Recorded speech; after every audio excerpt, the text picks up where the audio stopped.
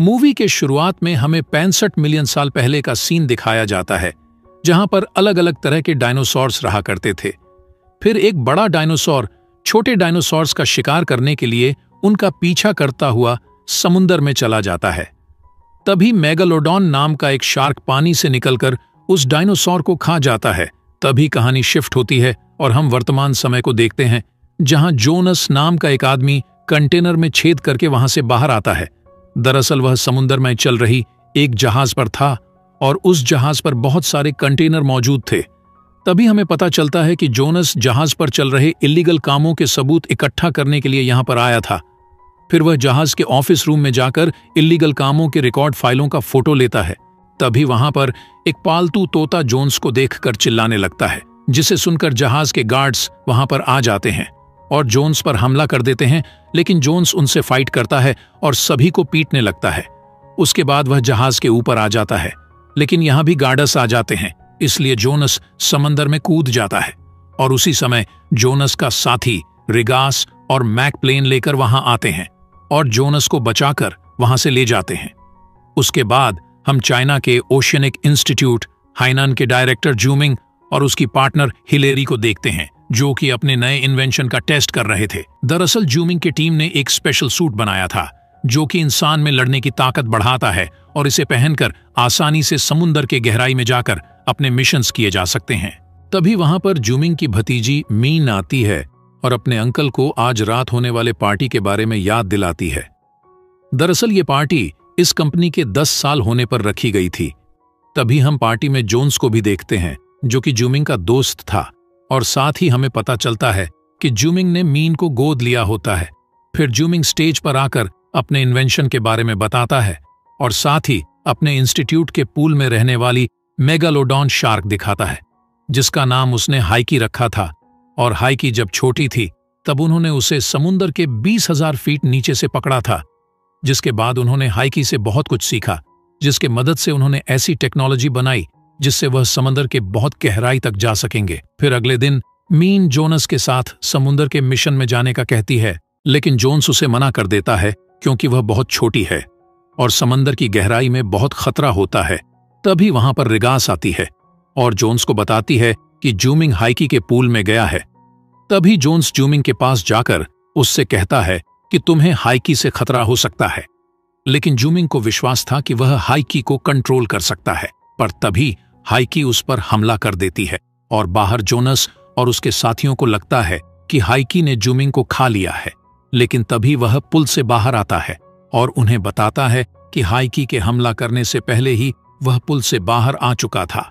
और साथ ही वह जोन्स को बताता है कि इस हफ्ते हाइकी काफी अजीब बिहेव कर रही है। फिर अगले दिन जूमिंग और उसका टीम मानावन नाम के एक मरीन रिसर्च सेंटर में जाते हैं और इस सेंटर को वह लोग एक बेस की तरह यूज करते थे। वहीं दूसरी तरफ हाइकी पुल की दीवार को तोड़कर वहां से भाग जाती है।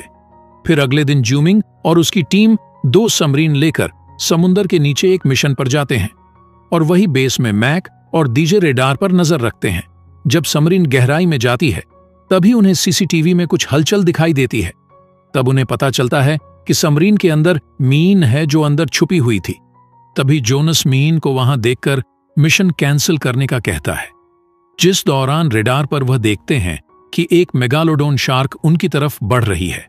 तभी उनके कंप्यूटर से हाइकी के ट्रैकर कनेक्ट हो जाते हैं, जिससे उन्हें पता चलता है कि वह मेगालोडॉन शार्क दरअसल हाइकी है। लेकिन हाइकी उन पर हमला कर पाती। इससे पहले वह समुद्र के थर्मोक्लियर लाइन के अंदर आ जाते हैं। तभी वहां पर उन्हें एक और मेगालोडॉन शार्क दिखाई देता है, जो हाइकी से कई गुना बड़ा था। साथ ही वह लोग ऊपर देखते हैं कि हाइकी किसी मेल मेगालोडन के साथ मिलन प्रक्रिया कर रही थी, जिससे उन्हें पता चलता है कि इसी वजह से हाइकी अजीब बिहेव कर रही थी। और साथ ही उन्हें पानी के अंदर एक सीक्रेट स्टेशन दिखाई देता है, जिसके ऊपर एक सबमरीन भी थी और उस सबमरीन में मोंटेस नाम का एक आदमी बैठा हुआ था, जो कि इल्लीगल माइनिंग ऑपरेशन को लीड कर रहा था। और वह लोग वहां से हेवी मिनरल्स की चोरी करने के लिए चट्टानों पर बॉम्ब्स लगा रहे थे। तभी मोंटेस जूमिंग की सबमरीन्स को देख लेता है, इसीलिए वह उनसे बचने के लिए चट्टानों पर लगी बॉम्ब ब्लास्ट कर देता है, जिससे उसके सभी लोग मारे जाते हैं। लेकिन किसी तरह वह वहां से भाग जाता है। और दूसरी तरफ इस ब्लास्ट की वजह से जूमिंग की दोनों सबमरीन्स पर चट्टाने गिर जाते हैं, जिससे उनका कांटेक्ट बेस से टूट जाता है। उधर मैक जेस से कहता है कि हम अपने सबमरीन से उन्हें रेस्क्यू करने जाएंगे, लेकिन जब जेस सबमरीन के पास जाती है तो उसे पता चलता है कि किसी ने सबमरीन को खराब कर दिया है। तभी मैक को लगता है कि उनके टीम में ही कोई गद्दार हैं और उधर सैल किसी तरह अपने बेस से कांटेक्ट करती हैं। तभी मैक जोनस को बताता है कि उनकी रेस्क्यू सबमरीन खराब हो गई है, जिसके बाद जोनस स्पेशल सूट पहनकर समुद्र में बने स्टेशन में जाने का फैसला करता है और सभी लोग सबमरीन से बाहर आकर चलना शुरू करते हैं। तभी उन्हें जूमिंग और बाकी के लोग भी मिल जाते हैं, जिसके बाद वह सभी मिलकर आगे बढ़ने लगते हैं और वह देखते हैं कि समुद्र बहुत खूबसूरत है, क्योंकि वहां पर चमकने वाले पौधे थे। फिर थोड़ी दूर आगे जाने पर एक खतरनाक जीव लांस को पकड़ कर ले जाता है, जिसे सभी लोग बुरी तरह डर जाते हैं और जल्दी से स्टेशन की तरफ जाने लगते हैं। फिर दूसरी तरफ हमें पता चलता है कि मॉन्टेस हिलेरी के लिए काम करता है। तब हिलेरी उससे जूमिंग और उसके टीम को मारने के लिए कहती है ताकि वह उसके कंपनी को हथिया सके। और दूसरी तरफ हम देखते हैं कि कुछ अजीब से दिखने वाले जीव जूमिंग और उसके टीम के ऊपर हमला कर देते हैं, जिसकी वजह से कर्टिस का हेलमेट डैमेज हो जाता है। तभी जूमिंग एक फ्लेयर जलाकर उन जीवों को डराकर भगा देता है, लेकिन उसी वक्त 2 मेगालोडन शार्क उन पर हमला कर देते हैं। पर किसी तरह वह लोग उनसे बचते हुए स्टेशन के अंदर आ जाते हैं और हम देखते हैं कि कर्टिस का हेलमेट डैमेज होने के कारण सूट में प्रेशर बनने लगता है, जिससे उसकी मौत हो जाती है। जिसके बाद बाकी लोग अपना सूट उतारकर स्टेशन की छानबीन करते हैं और स्टेशन के मेन कंट्रोल में जाकर बेस से कांटेक्ट करने की कोशिश करते हैं। तभी उन्हें वहां पर मॉन्टेस के चोरी किए गए मिनरल्स मिलते हैं, जिसे देखकर जूमिंग कहता है कि इन मिनरल्स का इस्तेमाल एरोस्पेस में किया जाता है और इनकी कीमत करोड़ों में होती है। इसी दौरान मीन बेस से कांटेक्ट कर लेती है। तभी जेस उन्हें अपने रेडर से चेक करके बताती है कि इस स्टेशन के दूसरे कोने पर 2 इमरजेंसी पॉड्स हैं, जिनसे वह ऊपर आ सकते हैं। जिसके बाद वह सभी लोग उन पॉड्स के पास आ जाते हैं, जिस दौरान वहां का गेट अपने आप बंद हो जाता है और वहां लगे स्क्रीन पर जेस दिखाई देती है, जो उनको बताती है कि ये स्टेशन मेरे कंट्रोल में है, जिससे उन्हें पता चलता है कि उनके टीम में जेस गद्दार हैं। तभी जेस एक पॉड को रिलीज कर देती है, जिसके बाद उनके पास सिर्फ एक ही पॉड बचता है। तब जेस रिगास से कहती है कि अगर तुम्हें अपने लोगों की जान बचानी है तो जोन्स को मारना होगा, जिस पर जोन्स अपने लोगों की जान बचाने के लिए खुद की जान देने के लिए तैयार हो जाता है, लेकिन रिगास उसे नहीं मार पाते, जिसके कारण जेस दूसरा पॉड भी रिलीज कर देती है। और तभी हिलेरी स्क्रीन पर आती है और बताती है कि मैंने जूमिंग के इन्वेंशन से कई इल्लीगल काम किए, जिससे ढेर सारे पैसे भी कमाए और आगे मैं इसी तरह काम करूंगी। जिसे सुनकर जूमिंग गुस्से में स्क्रीन तोड़ देता है। तब हिलेरी जेस को उन्हें मारने का कहती है, जिसके बाद जेस उनके रूम में लगी एक ढक्कन को खोल देती है, जिससे समुद्र का पानी रूम में भरने लगता है और अब चारों सिर्फ रूम के गेट को खोलकर ही जिंदा बच सकते थे। इसलिए जोन्स एयर लॉक के रास्ते से समुद्र में आता है और बाहर से स्टेशन का गेट खोलकर अंदर जाता है, लेकिन समुद्र के प्रेशर के कारण वह बेहोश हो जाता है। जब जोन्स की आंख खुलती है तो उसके सामने मॉन्टेस खड़ा होता है, क्योंकि वह जोन्स से बदला लेने के लिए उसे अपने हाथों से मारना चाहता था। दरअसल कई साल पहले जोनस ने उसे एक केस के लिए जेल भेजा था और दूसरी तरफ जोन्स की टीम डूब रही थी, लेकिन वही जोन्स और मॉन्टेस के बीच लड़ाई होती है।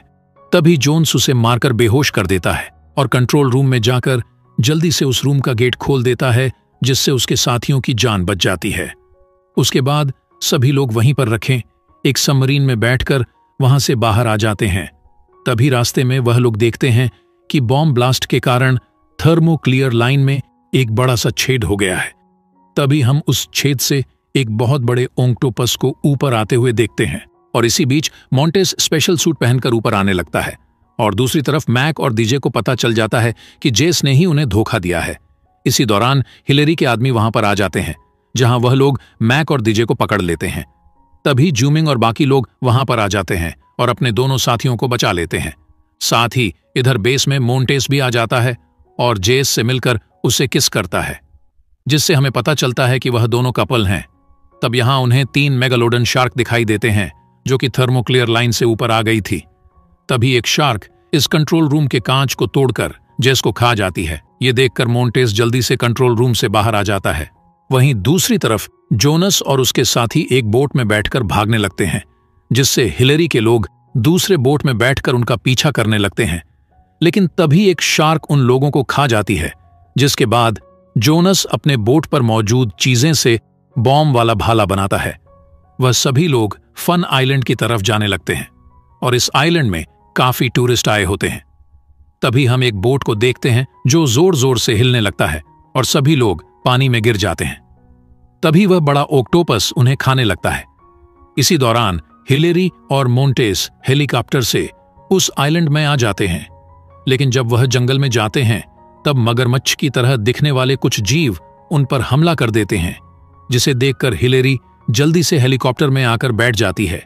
लेकिन तभी वहां पर एक जीव आकर हिलेरी को पकड़कर ले जाता है।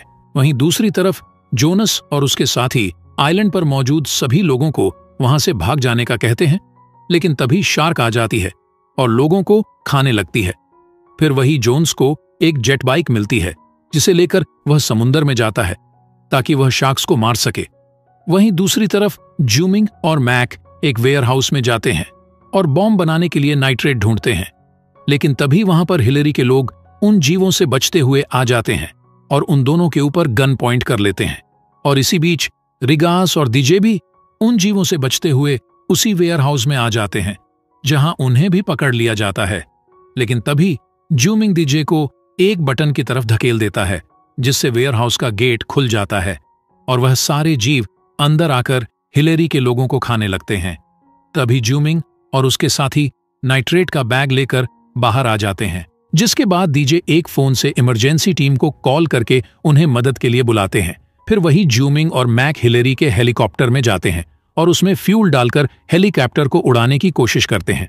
लेकिन जब जूमिंग फ्यूल के पाइप को निकालने लगता है, तभी झटका लगने पर वह नीचे गिर जाता है। तब कुछ जीव उस पर हमला करने लगते हैं, लेकिन तभी मैक एक गन से फ्यूल टैंक पर फायर करता है, जिससे फ्यूल टैंक में आग लग जाती है और जूमिंग उन जीवों से बचकर हेलीकॉप्टर में आ जाता है। फिर दूसरी तरफ जोनस एक बॉम्ब वाले भाले से एक शार्क पर अटैक करता है, जिससे उस शार्क की मौत हो जाती है। लेकिन जब वह दूसरे शार्क को मारने की कोशिश करता है, तभी मोंटेस उस पर गोलियां चलाने लगता है, जिससे जोन्स का बॉम्ब वाला भाला पानी में गिर जाता है और यहाँ समुद्र के किनारे वह खतरनाक ऑक्टोपस आकर लोगों को मारने लगता है।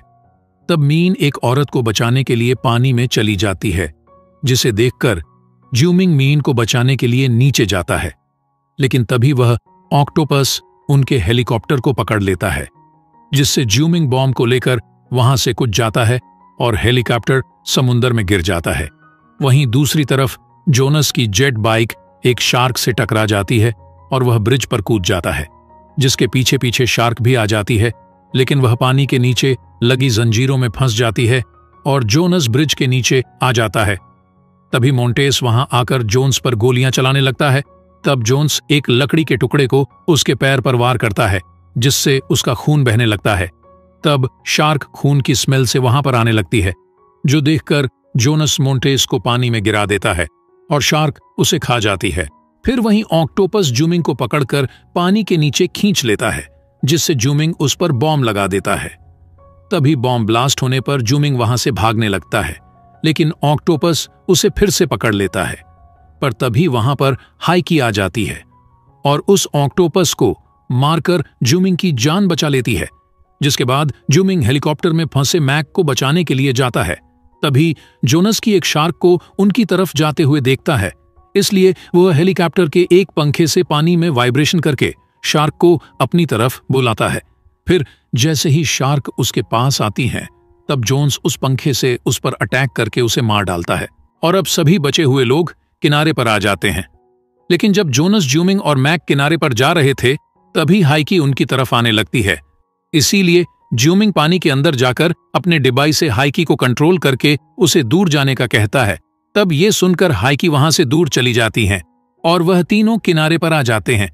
उसके बाद कोस्ट गार्ड के हेलीकॉप्टर उन्हें बचाने के लिए आइलैंड पर आ जाते हैं और आखिर में हम देखते हैं कि आइलैंड में सभी लोग बचने की खुशी में सेलिब्रेट कर रहे थे।